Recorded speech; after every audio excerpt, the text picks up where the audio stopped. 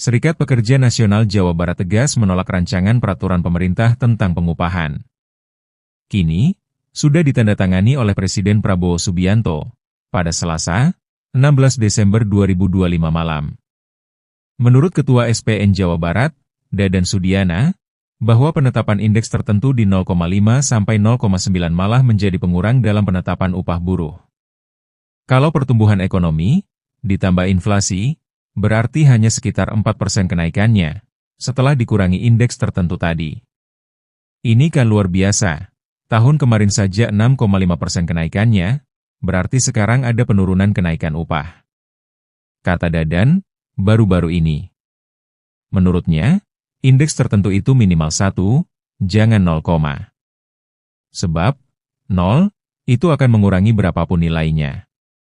Kalau dikali 0 ya 0, kan gitu. Padahal putusan MK jelas bahwa nilai indeks tertentu itu harus sesuai dengan kebutuhan hidup layak butuh. Ujar Dadan. Sedangkan, menurut Ketua DPDEX Provinsi Jawa Barat, Roy Jinto Ferianto, putusan MK mengamanatkan indeks tertentu merupakan kontribusi tenaga kerja terhadap pertumbuhan ekonomi di kabupaten, kota. Sehingga, idealnya indeks tertentu ditentukan oleh Dewan Pengupahan Provinsi untuk UMP dan Dewan Pengupahan Kabupaten, kota untuk penentuan UMK. Karena masing-masing daerah tentu akan berbeda nilai indeks tertentunya, tidak bisa dibatasi oleh pemerintah pusat, dan upah minimum harus juga memenuhi kebutuhan hidup layak, sebagaimana putusan MK nomor 168. Kata Rai. PP Pengupahan juga mengatur gubernur wajib menetapkan UMP dan dapat menetapkan UMK, upah minimum sektoral provinsi serta upah minimum sektoral kabupaten, kota selambat-lambatnya pada 24 Desember 2025.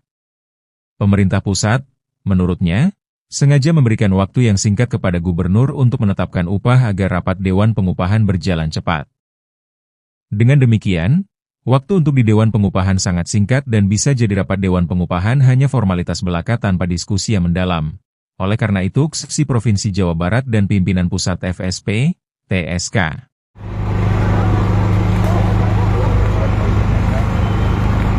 Beliau harus siap bahwa upah di Jawa Barat, yang saya bilang tadi, itu masih ada yang di bawah UMK. Terus bagaimana kehidupan mereka? UMK itu berlaku untuk pekerja di bawah 1 tahun, itu belajar. UMK itu berlaku hanya untuk pekerja aja. Terus kalau orangnya sudah bekerja bertahun-tahun, puluhan tahun, belasan tahun, upahnya masih UMK, dia punya anak, dia punya istri,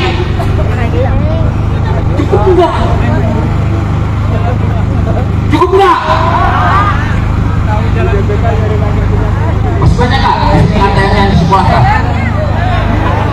Di situ ada nggak di perusahaan-perusahaan kita? Dikejar-kejar oleh penagih hutang.